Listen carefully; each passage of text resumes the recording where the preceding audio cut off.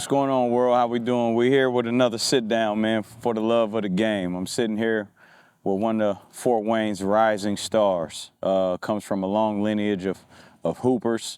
We welcome Mr. Chase Barnes here. What's going on, nephew? How you doing, man? You doing all right? Yeah. Appreciate you being here. Let's jump right into it, man. Let's talk about your journey a little bit, kind of where you kind of fell in love with the game and where this hoop dream kind of started for Chase.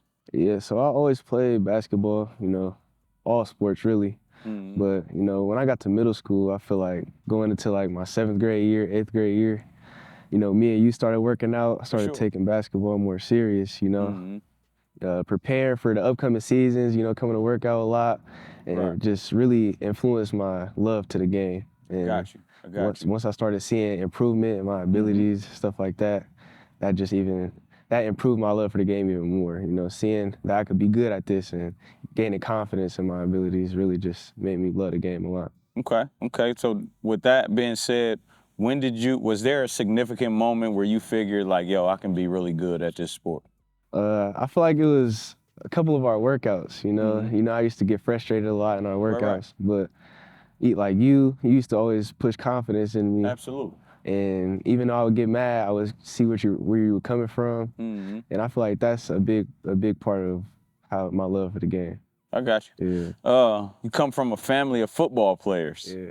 I mean, a lot of them were dual sport athletes. Yeah. What was it like being in a house of football players or in a family of football players, and then you choose hoop over football? Man, I feel like everybody would think it would be a lot of controversy between that. Right. But, I mean, they all really supported me through that decision, They always told me, choose what I want to do, and that's what I wanted to do. So it was real supportive between us. Yeah. Up until now, what's been your biggest inspiration and why? I feel like my family, like you said, we got a big name in the city of Fort Wayne. So I feel like that's driven me to work hard and just keep that name going positively, I feel like that's a big part of my inspiration. Okay. So speaking in terms of your family, what role do they play kind of in your basketball career and then just in general? Yeah, it's all positive, nothing negative. They always speak positiveness into me, keep my confidence high. Like, for example, if I have a bad game or something, it's never nothing negative. They're just gonna always critique me, but never anything negative. Keep it positive, and I feel like that's what keeps me going as a player and person.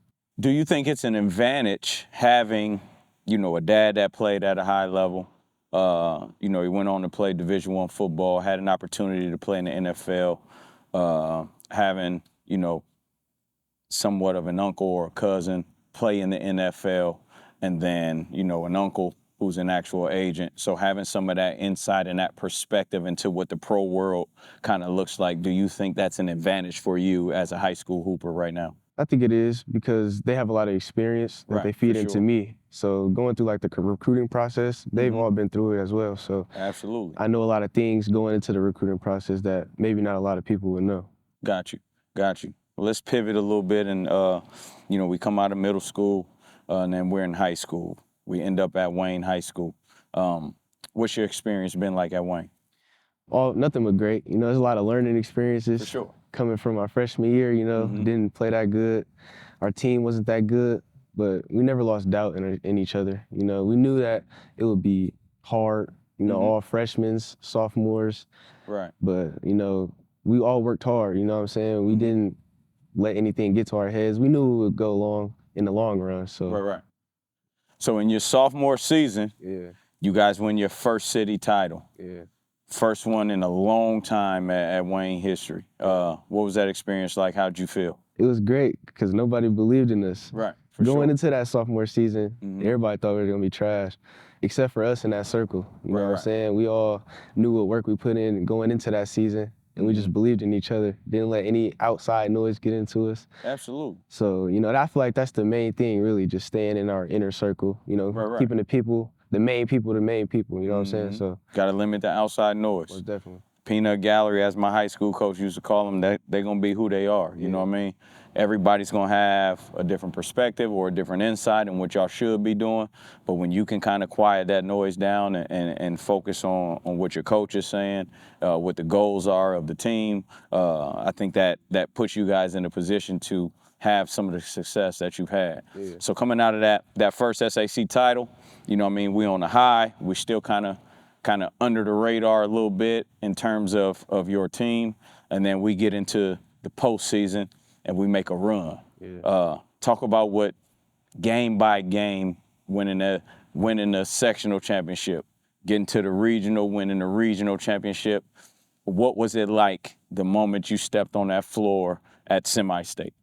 When we stepped on the floor at semi-state, we've been preaching the same thing since sectionals. Don't get too high, don't get too low. You know, sure. we've gained a lot of confidence winning that sectional and regional. We've done that, and that hasn't been done in a long time. So us doing that, that gave us a lot of confidence. But we preached, don't get too high, don't get too low. So going into that semi-state game, we know we had confidence, a little nerves. We've never been there before. We're still a young team, so getting there, you know, it was crazy environment. You know, all we seen was the other team's fans, you know, so it was crazy. But going onto that floor, it was a great experience. Now that I look back at it, being able to take it all in, it was real fun. Right, for sure. That kind of give you an insight on what Indiana high school basketball is. A lot of people from other states always say, man, Indiana's the basketball state. So, you know what I mean, we see a lot of our high-level kids transition out of traditional high school to go to prep school, and they never have an opportunity to experience, you know what I mean, that level of fandom, so to speak, you know what I mean? So coming out of our sophomore season, what was your preparation like going into your junior year? Going into my junior year, you know, I was in the gym all summer, you know. For sure. After gaining that confidence, you know, knowing that we could make it that far in an Indiana tournament, you know, it felt good. So me and my team, we thought kill the entire time. Like, I got you. No mercy on anybody in the city, anybody in the region, anywhere, you know. So once we gained that confidence that we could go that far, we knew we could make it back.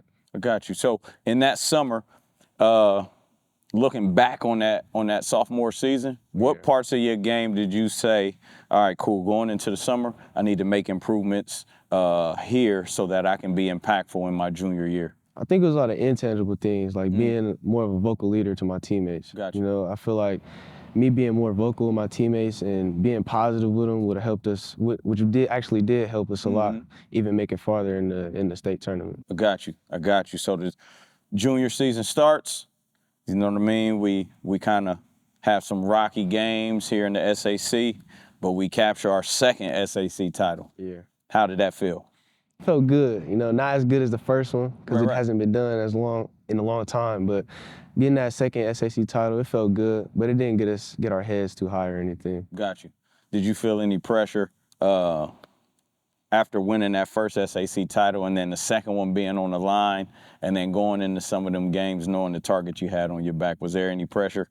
I don't think there was no pressure. You know, before Coach Pick left, we actually had a group chat called No Pressure. He always preached to us that pressure isn't a thing. That's something that people just bring on to you. And as long as we keep each other out of each other's heads and don't listen to the outside noise, there's no pressure for any of us. Got you. So going into the postseason, we capture our second SAC title. Regular season goals are handled. We're going into the postseason. What's you guys' thought process, especially going into a postseason without the head coach that took you there the last time? Yeah, we just preach that we could lose at any moment. You know, this isn't any guaranteed wins going into the postseason. So we had our mindset straight on no highs, no lows, just straightforward, straight kill, get through everybody. You know, we want to get all these wins, get back to where we were and go even further. I got you. So we make a second semi-state appearance. The lineup is a little bit different. In previous, we played 2 games in the regional, and then there was 1 game semi-state. This past year, it's 2 games in semi-state. We win that very first game, and then we're in semi-state championship. What was that game like that night? That game was crazy. You know, we had won our first game in the semi-state. Good win, a lot of confidence coming off that game. And we played the #1 team in Indiana, Fishers, very good, disciplined team, execute their offense. We knew it'd be a tough battle, but we had confidence that we would win that game. You know, going into that game, we knew the refs wouldn't be on our side, but we didn't let that adversity stop us from, you know, trying to get that dub. Sophomore year, sectional championship, regional championship, making an appearance at semi-state. We win the city. Junior year, same thing, you know, capture a city title, another one. sectional championship, regional championship, semi-state appearance. We come up short in semi-state. Yeah. You have one more shot at getting to the state final. What is your thought process now? We're kind of in the off season. What's your preparation look like? Yeah. And then kind of what are your goals going into your senior year? My preparation is just gonna be sharp on everything. You know, I don't feel like there's any space for mistake or anything. I feel like we just got to be on that line of perfect to try to get this state championship. You know, going into this season with my teammates, make sure everybody's on the same page. You know, I'm the leader, point guard on the team now, so I got to make sure everybody's on the same page. You know, my last year, so we all gonna give it our all. I got you. What parts of your game this summer are you trying to improve? I want to improve my range a little bit, you know, be a killer from anywhere on the court, you know, and then some of the intangibles, just be able to point out where everybody needs to be on the court, you know, make sure I'm real vocal with my teammates. Absolutely. You know, make sure that I'm on the same page with my coaches, be the coach on the floor, as my coach can't be on the floor, so. Right. Yeah. So how are you handling that transition from being off guard to transitioning into the point? I know you spoke about some of that intangible stuff in terms of being vocal. Obviously, that's very, very vital to being an effective point guard, so to speak. You know what I mean? So how have you been handling that transition? Been handling it really well. You know, I've been playing point guard during this AAU season as well, so I'm adjusting to it really well. You know, I'm starting to get my teammates more involved, you know, being a point guard, distributing the ball, everybody, just taking it all in. Because, you know, at the next level, college, that's the position I'll play, so. I got you. Yeah. I got you. Well, what a lot of people don't know is, man, Chase played center. Chase was a center like in the 6th grade. So speaking of that, so playing more of the 4 position at a young age because you were bigger than a lot of kids, but also some of your wing game hadn't caught up with you yet. How has that impacted your game right now? Because you rebound the basketball extremely well. You do a lot of stuff in the mid-level extremely well.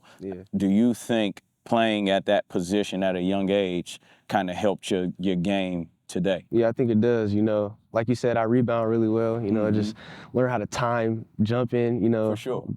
Playing in that in the mid-range. You know, as Tim Atkinson says, I'm Mr. Mid-range. So I just be in the mid-range a lot. You know, mastered that area. So I feel like that has helped me a lot. Right. And at the high level, man, like your guards are typically lead the team in rebounding. You know what I mean? If you got a group of guards that really kind of hammer the glass, makes for a well-rounded team. Let's talk about what your goals kind of look like from an individual standpoint to finish out high school, and then once basketball is over, you know what I mean? What do you think you'd be interested in? Individual, you know, I'm real close to hitting my 1,000 points. I'm 100 points away, you know. I'm coming for J. Lou record for sure. Yeah, but coming to get you, baby J. Oh yeah, I'm coming, boy. Pause. That was crazy. That was crazy. Hey, cut that out. But nah, those are my goals. You know, obviously a state title. You know, and then after basketball, I haven't really thought about that for real. I haven't put too much thought into it, but I'm gonna have to think about it sooner or later. So right, for sure. So talking about life after basketball, let's just transition back a little bit. What has recruiting been like for you? It's picked up a lot, you know, off this upcoming summer. You know, I still have another month left of AAU, so I feel like it'll pick up some more, but I've gotten a lot of interest. You know, I've got offers from Lemoyne, Western Michigan, IUPUI, soon to be IUI. You know, I'm talking to a lot of schools in New York right now, Binghamton, Missouri State. So I feel like it's picked up a lot. You know, I can't wait to see what it brings. Good. So how do you feel about your success this far?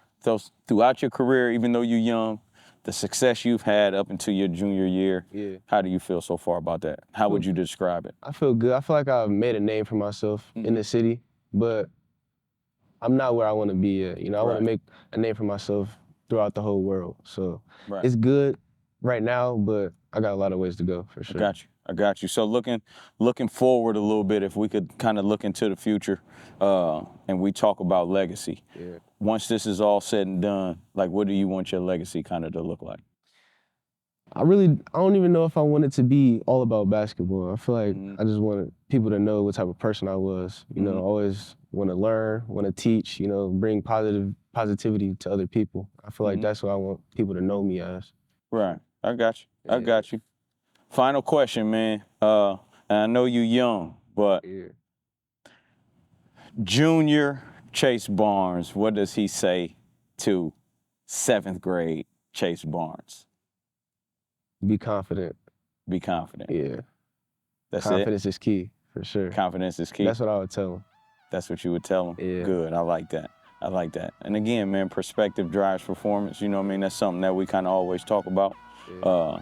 And again, man, I appreciate you coming to sit down with your guy, man. You know what I mean? It's all love, man. We appreciate you guys tapping in for another episode of For the Love of the Game. We out of here. Appreciate you, family. Yeah.